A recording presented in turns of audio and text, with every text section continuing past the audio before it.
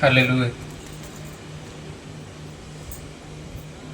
Bible కుడి చేతితో పట్టుకొని దివ్య గ్రంథం అనే పాట పాడుకుంటాం. దివ్య గ్రంథము దివ్య గ్రంథము ఎచ్చటనైనా చదివిన సహాయం దొరుకును. కష్టములు వచ్చిన దుఃఖములు కలిగిన విడువకుండా చదువుడి దివ్య గ్రంథము దివ్య గ్రంథము దివ్య గ్రంథము ఎచ్చటనైనా చదివిన సహాయం దొరుకును. కష్టములు వచ్చిన దుఃఖములు కలిగిన విడువకుండా చదువుడి దివ్య గ్రంథము. హల్లెలూయా.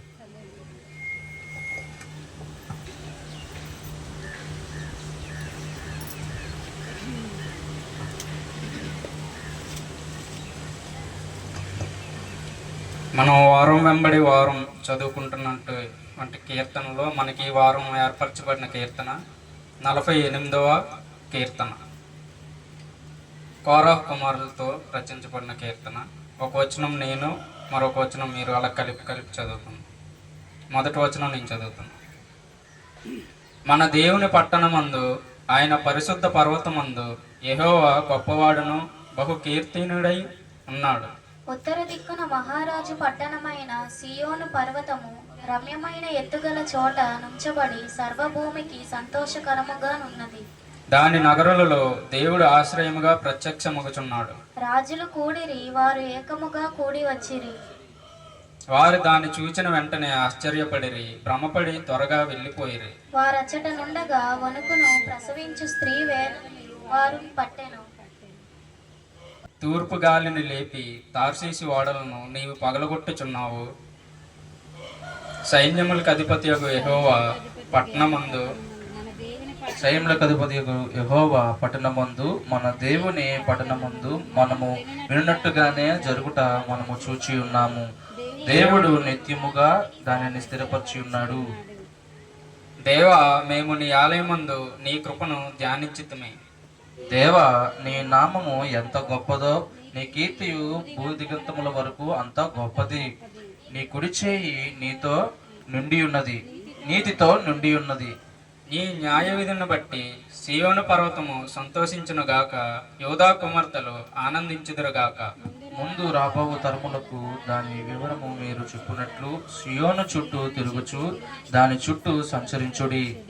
దాని బురుజులను లెక్కించుడి, దాని ప్రాకారములను నిదానించి చూడుడి, దాని నగరంలో సంచరించి వాటిని చూడుడి. ఈ దేవుడు సదాకాలము మనకు దేవుడై ఉన్నాడు. మరణము వరకు ఆయన మనలను నడిపించును. దేవుడి చిన్న వాక్యం దీవించునుగాక. ప్రార్థన చేసుకుందాం. ప్రియా పరలోకపు తండ్రి, దేవా, మీకే వేలాది వందనాలు, స్తుతులు, స్తోత్రాలు నాయన తండ్రి ప్రభువా.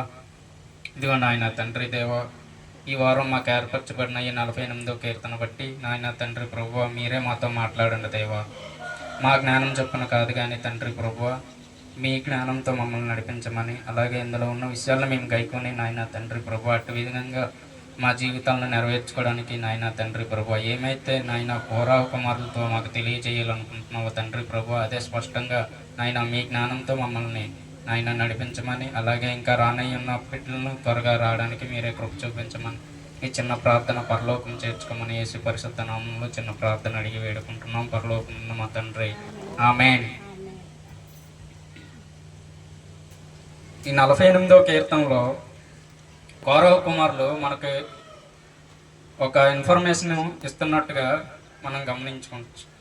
1 నుండి 8 వరకు మనం చూసుకుంటే దేవుడు ఆ యొక్క దేవుని పట్టణాన్ని అంటే యెరూషలేము, ఆ యొక్క పట్టణాన్ని, ఆ నగరాన్ని ఎలా రక్షిస్తున్నాడు. అలాగే 2:9 నుండి 14 మనం చదువుకుంటే ఆ యొక్క మందిరం యొక్క విశిష్టతలు ఎలా ఉన్నాయి అని మనం గమనించుకోవచ్చు. ఆ యొక్క బురుజులు కానీ, ఆ యొక్క ప్రాకారాలను కానీ వాటి చుట్టూ తిరుగుతూ దాన్ని చూచి నిదానించి చూడుడి అని ఆ యొక్క మహాపట్టణాన్ని యొక్క విశిష్టతను గురించి ఆ మిగతా వచనాలు రాయబడి ఉన్నాయి.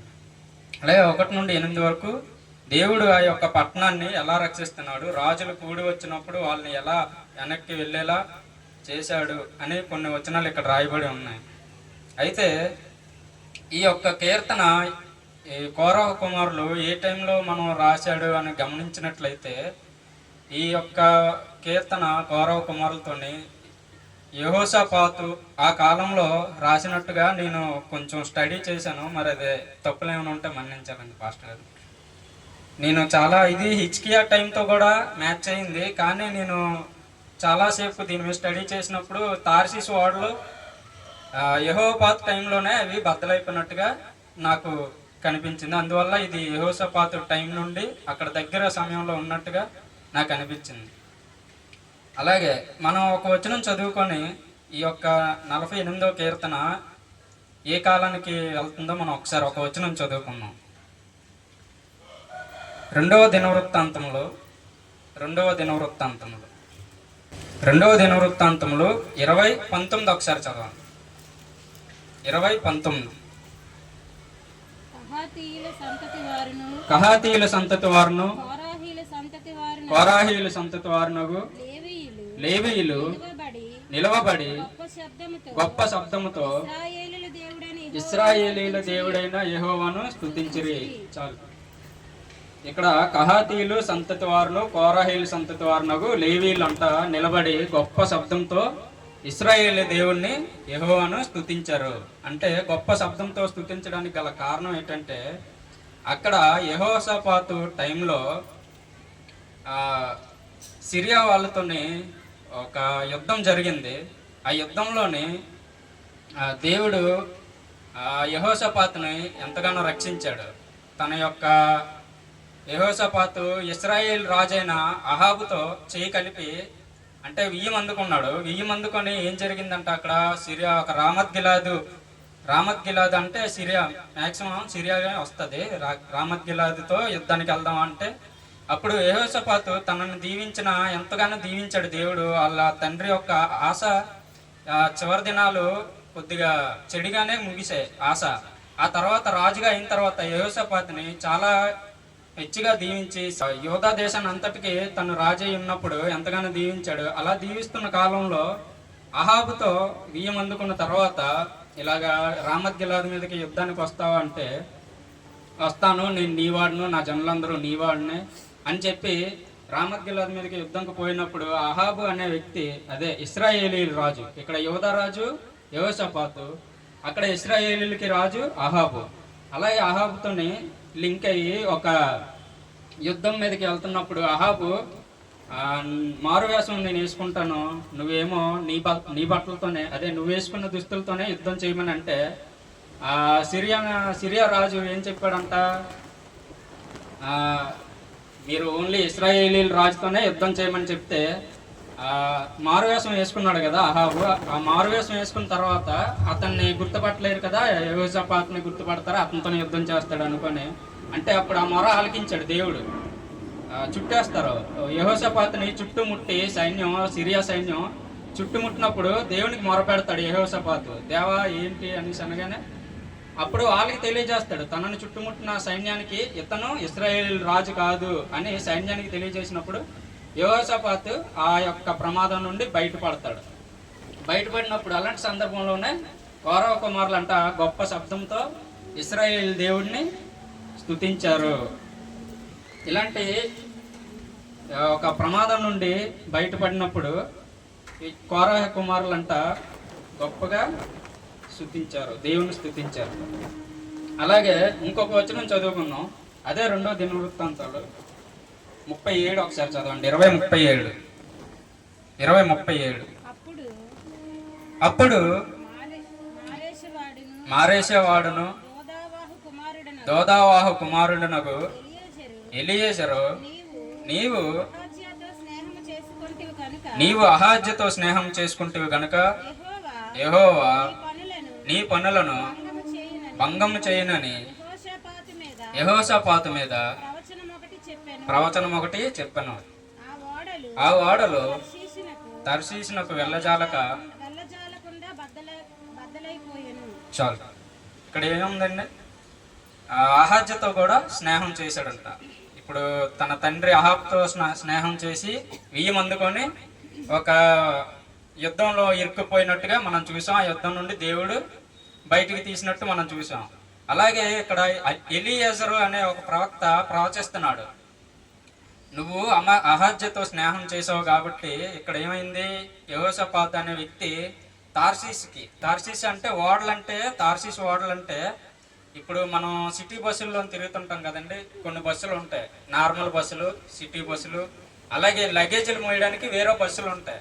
అలాగే సముద్రంలో తిరగడానికి ఒక స్మగుల్ గూడ్స్ ఇలాంటివి రప్పించడానికి తీసుకొచ్చే తార్షీస్ ఓడలు. తార్షీస్ అంటే ఒక అది ప్రదేశం. ఒక నోవాహు మనవడి పేరు కూడా తార్షీసే.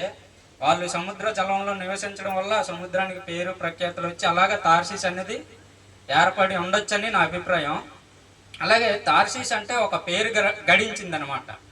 చాలా పేరు గడించి ఒక పెద్ద, ఇప్పుడు స్మగుల్ గూడ్స్ వెళ్ళడానికి తయారు చేసినట్టు ఓడలు, పెద్ద ఓడలు, మన భాషలో చెప్పుకోవాలంటే పెద్ద ఓడలు అనుకోవచ్చు. బస్సులు కానీ ఏవైనా ఇప్పుడు మనకి కంటైనర్లు వస్తుంటాయి చాలా షిప్పులు.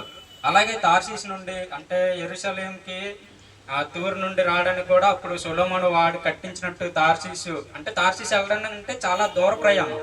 అక్కడికి వెళ్ళాలంటే పెద్ద ఓడలు అయితేనే వెళ్ళగలవు, చిన్న చిన్న ఓడలు వెళ్ళడానికి అక్కడ సరిపోవు. అలాగే అంత దూరం నుండి ప్రయాణం నుండి ఆ యొక్క సరుకులు తేయడానికి చిన్న చిన్న ఓడలు సరిపోవు. తార్షీస్ ఓడలు అంటే ఒక పెద్ద ఓడలు. ఆ ఓడలు నిర్మాణం చేసుకున్నాడంట యెహోషాపాతు తన రాజ్యానికి. ఇంకా బంగారం, వెండి, ఇనుము ఇవన్నీ రప్పించుకోవడానికి ఆ యొక్క ప్లానింగ్లో ఉంటే దేవుడు ఏం చేశాడంట, ఆ తార్షీస్కి వెళ్ళే ఓడల్ని దారి మధ్యలో ఇంకా బయలుదేరక ముందే ఎక్కడైతే అవి షిప్ ఇంకా హార్బర్లో దిగాయో అక్కడే అవి బద్దలైపోయినట్టుగా మనం చూస్తున్నాం. దానికి కారణం ఏంటంటే అహాజ్య. ఇప్పుడు అహాబుతో వియ్యమందుకొని మళ్ళీ అహాజ్యతోటి స్నేహం చేశాడంట యెహోషాపాతు.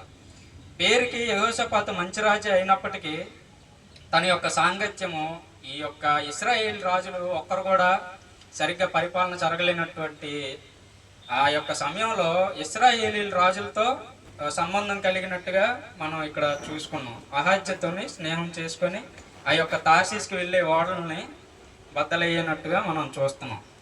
అలాగే అదే 48:4 కీర్తనలోని రాజులు కూడిరి, వారు ఏకముగా కూడి వచ్చిరి, వారు దాన్ని చూచిన వెంటనే ఆశ్చర్యపడిరి, భ్రమపడి త్వరగా వెళ్ళిపోయిరి. అయితే ఇక్కడ రాజులు ఏకముగా కూడారంట. ఇక్కడ అదే ఇందాక మాట్లాడుకున్నాం కదండి, రామత్ గిలాదు యుద్ధం జరిగిన తర్వాత ఆ విషయం మిగతా చుట్టుపక్కల ఉన్న మోయాబీలు కానీ అమ్మోనీయులు కానీ మోయానీయులకి తెలిసినప్పుడు వాళ్ళందరూ దండెత్తి యెహోషాపాతు మీదకి వచ్చారంట. ఇక్కడ 20వ అధ్యాయం 1వ వచనంలో ఉంటుంది. అది ఒకసారి చదువుకుందాం. ఇది అయిన తర్వాత మోయాబీలను, అమ్మోనీయులను, మోయానీయులను కొందరు దండెత్తి యెహోషాపాతు మీదకి వచ్చిరి. అదే ఇప్పుడు ఆ చుట్టుపక్కల ఉన్న రాజులు ఇక్కడ 48వ కీర్తనలో 4లో ఎలా రాజులు కూడుకున్నారో అట్టి విధంగానే ఇక్కడ కొంతమంది రాజులు కూడుకొని యెహోషాపాతు మీదకి వచ్చినట్టుగా మనం చూస్తున్నాం.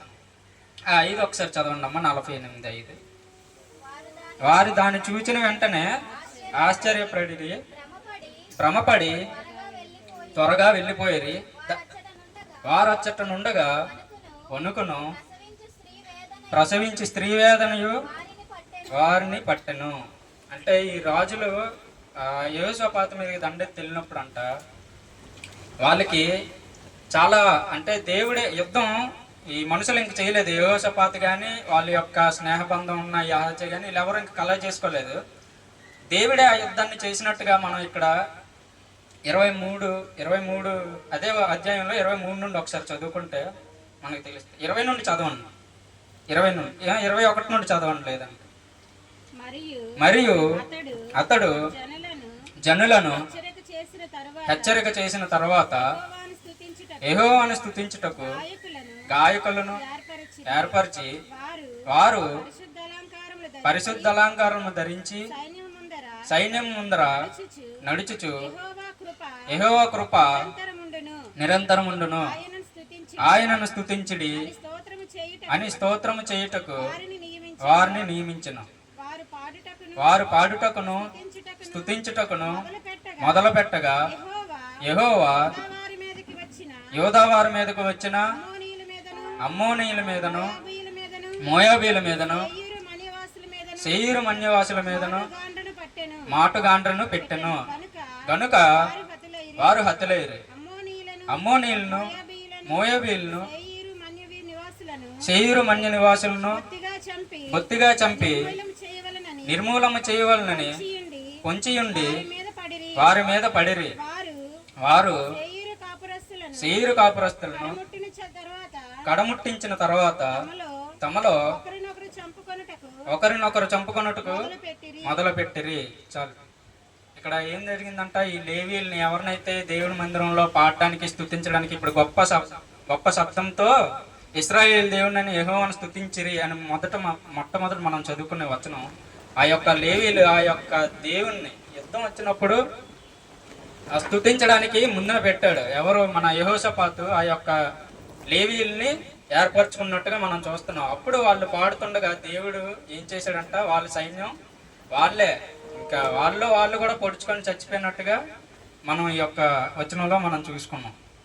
అలాగే ఈ ఓడలు ఎందుకు చేయించాడు అనేసి మనం ఆలోచిస్తే, బంగారం ఇవన్నీ ఓఫీర్ దేశానికి వెళ్ళి ఆ యొక్క బంగారాన్ని ఇవన్నీ తెచ్చుకున్నట్టుగా మనం చూస్తున్నాం. ఆ రాజుల గ్రంథంలో ఉంటుంది, అది ఇంకా ఇప్పుడు చూపించలేండి, టైం చాలు.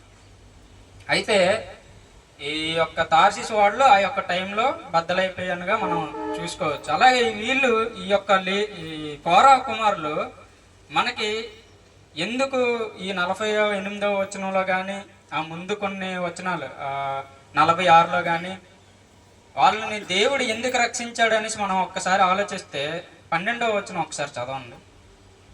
48:12 ముందు రాబో తరములకు దాని వివరము మీరు చెప్పినట్లు సియోను చుట్టూ తిరుగుచు దాని చుట్టూ సంచరించుడి. చాలు. ఇక్కడ కోరా కుమారులు మనకి ఇంకా ముందు రాబో తరములకి కొంత ఇన్ఫర్మేషన్ చెప్పాలి. ఆ సియోను కోట కానీ ఈ దేవుని యొక్క మహత్కార్యములు, ఆ దేవుని పట్టణం గురించి కానీ, దేవుని యొక్క వాళ్ళు ఉన్న టైంలో రాజులకు జరిగిన చరిత్ర కానీ వాళ్ళు కొన్ని మనకి ఎవిడెన్సెస్ రాశారు. ఈ యొక్క పాటలు, ఇప్పుడు వచ్చిన పాటలు, సినిమా పాటల్లో మనకి ఏం ఉండదు. ఈ యొక్క కీర్తనలు ప్రతి ఒక్క కీర్తన పాట అనేది మనకి ఎంతో కొంత బైబిల్లో ఉన్న ఇన్ఫర్మేషన్ మనకి అందజేస్తుంది. అలాగే ఈ యొక్క కోరా కుమారులు కూడా మనకి ఈ యొక్క తార్షీషు ఓడల ద్వారా మనకి వీళ్ళ యొక్క యెహోషాపాతు టైంలో జరిగిన ఈ కొంత ఇన్ఫర్మేషన్ని మన తరముల వరకు, అలాగే మన ముందు తరములు, వెనక తరములు, పౌలు గారి వరకు కూడా ఇది లింక్ చేయబడి ఉంటుంది అనేసి నేను కొత్త నిబంధనలో కొంత చదువుకున్నాను. దాంట్లో ఈ కోరవ కుమారుల్ని పౌలు కూడా తన తోర అని కొంత ఉంటుంది. యూదులు ఆచరించే బైబిల్ చదవడం అనేది 2 భాగాలుగా చదువుతారని మీకు ఒక 2 వారాల క్రితం మనం మాట్లాడుకున్నాం. తన తోర అనే వాళ్ళు నమ్ముతారు, ఆ మిగతా పుస్తకాలను వాళ్ళు నమ్మరు. అయితే వాళ్ళ వరకు ఇప్పుడు పౌలు గారి వరకు ఈ యొక్క ఇన్ఫర్మేషన్ అనేది గ్యాదర్ అయింది. ఆ తర్వాత మిగతా ఇన్ఫర్మేషన్ అంతా ఈ బైబిల్ ప్రింట్ అయినంత వరకు కూడా కౌరవ కుమారులు మన గురించే, మన తరాలు, ఇంకా రాబోయే తరాలు కూడా రావడానికి ఈ యొక్క 12వ వచనంలో ఏమంటున్నాడు, ముందు తరములకు రాబో వివరములు మీరు చెప్పినట్లు, అంటే మనమే చెప్పాలి. ఈ యొక్క కౌరవ కుమారులు మన గురించే ఈ యొక్క కీర్తనలు అనేది రాయడం జరిగింది. అయితే ఈ యొక్క టైం అవుతుంది, నేను ముగించేస్తాను. ఈ యొక్క 48వ కీర్తనలో మనకి ఏం చెప్తుందంట, దేవుని సన్నిధికి మనం వెళ్ళాలి, దేవుని సన్నిధిలో మనకి కొంత జ్ఞానం లభిస్తుంది, అందువల్ల మనం దేవుని సన్నిధికి వెళ్ళి దేవుని యొక్క మహత్ కార్యములు మనం తెలుసుకోవాలి, అలాగే దేవుని కార్యములు మనం ప్రకటించాలి. అలాగే మన తరములు, ఈ తరం అయిపోద్ది, మనం మళ్ళీ వచ్చే తరంకి కూడా ఈ యొక్క కౌరవ కుమారులు ఎలా అయితే వాళ్ళ యొక్క ఇతరుల నుండి ఆ యొక్క ఇన్ఫర్మేషన్ కానీ ఆ పాటలు రాసుకుంటూ దేవుని సన్నిధిలో సేవ చేసుకుంటూ వాళ్ళ యొక్క పిల్లలు, వాళ్ళ పిల్లలు, అలాగే ఎలా అయితే తరతరంలో వాళ్ళ యొక్క దేవుని మహత్కార్యములు కొనియాడారో, అలాగే మనం కూడా దేవుని సన్నిధికి నిత్యం వెళ్తూ దేవుని కార్యాలు మనం చెప్తూ మన పిల్లలు కూడా చెప్పినట్లుగా వాళ్ళకి మనం బోధించి వాళ్ళ యొక్క ఇన్ఫర్మేషన్ అనేది దేవుడి మహత్కార్యం, దేవుని 2వ రాకడ ఎప్పటి వరకు వస్తుందో అప్పటి వరకు మనం దేవుని కార్యాన్ని జరిగించుతూ వెళ్ళాలని ఈ యొక్క కౌరవ కుమారుల ద్వారా మనం నేర్చుకోవాలి. అయితే దీంట్లో ఉన్న సారాంశం ఏంటంటే, మనం మంచివారం అయినా సరే దుష్ట సాంగత్యం చేయకూడదు. ఇప్పుడు ఎలా అయితే యెహోషాపాతు ఆ యొక్క తన రాజ్యం ఒక పెద్ద రాజ్యంగా ఉండి గొప్ప సైన్యంతో ఉండి ఆ యొక్క రాజ్యం మీదకి ఎలాగైతే కీడు వచ్చిందో ఆ యొక్క ఆహాబుతో వియ్యం అందుకున్నాడు. అలాగే తన కుమారుడి యొక్క అహాజ్యతో స్నేహం చేసి తన యొక్క రాజ్యం మీదకి కొంత తెగులు వచ్చినట్టుగా మనం చూస్తున్నాం. అది ఏంటంటే దుష్టులతో సాంగత్యం చేస్తే పరిణామం. ఆ తార్షీసు వాడలు ఎలా అయితే బద్దలైపోయాయో ఆ యొక్క యెహోషాపాతు ఏమనుకున్నాడు, బంగారం ఓఫీర్ దేశానికి వెళ్ళి నేను ఇంకా బాగా తెచ్చుకొని నా రాజ్యాన్ని బలపరుచుకోవాలి అనే ఒక తన ఆలోచనని దేవుడు ఏం చేశాడు, తన యొక్క దుష్ట సాంగత్యం వలన ఆ యొక్క పనిని అడ్డవేసినట్టుగా మనం చూస్తున్నాం. ఇలాంటి జ్ఞానం పూర్వకమైన విషయాలను మనకు తెలియజేయడానికి ముందు తరానికి మనం నిత్యం ఇంకా ముందు తరానికి కూడా వెళ్ళాలని ఈ యొక్క కౌరవ కుమారుల ద్వారా మనం నేర్చుకున్నాం. ఇలాంటి జ్ఞానం తరతరాలకు అందించాలనే కౌరవ కుమారుల కోరికను మనందరం మందిరానికి నిత్యం ప్రతి ఆదివారం కాదు కానీ ప్రతిరోజు కూడా మన ఇంట్లోనే మన గృహప్రార్థనలోనే మన ఇల్లే మన మందిరంగా మనం చేసుకొని జ్ఞానాన్ని మనం సంపాదించుకోవాలని ఈ చిన్న వాక్యం దేవుడు దీవించమని ఒక వచనం మనం కంఠస్థంగా చెప్పుకొని ముగించుకున్నాం. 9వ వచనం కంఠస్థ వచనంగా చదువుకున్నాం. దేవా, మేము నీ ఆలయమందు నీ కృపను ధ్యానించితిమి. దేవా, మేము నీ ఆలయమునందు నీ కృపను ధ్యానించితిమి. దేవుడి చిన్న వాక్యం దీవించును గాక. ఆమేన్.